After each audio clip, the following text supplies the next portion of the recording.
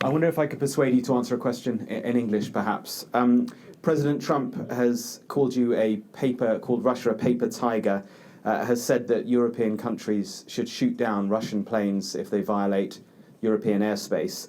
Do you see that as a provocation? And what would happen if Russian planes are shot down? Thank you, sir. Не за всеми высказываниями можно уследить. Frankly speaking, I can't necessarily follow all the statements that have been made, but I do remember a day or so after the statement was uttered, paper tiger. The next day, President Trump was asked, does he continue to think Russia is a paper tiger? And the response there was negative.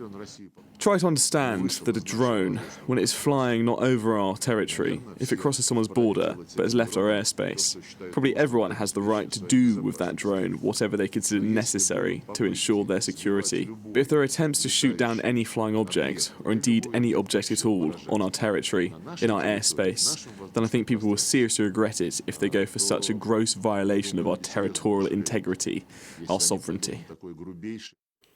Mark Stone is in New York for us with the latest on what was a slightly derisive tone from the Russian foreign minister towards President Trump.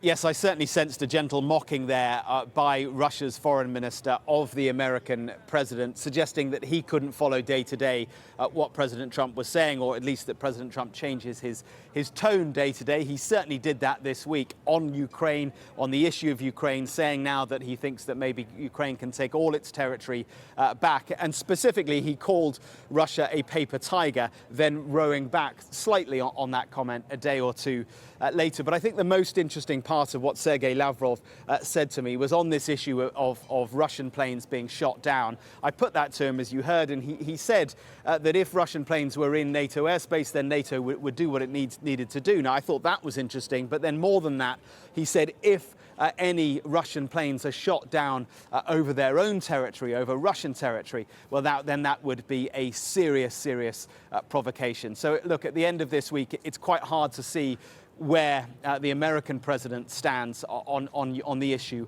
of Ukraine. He's clearly had a change of view, but as we know, and as the Russian foreign minister pointed out, he does tend to change his mind day to day.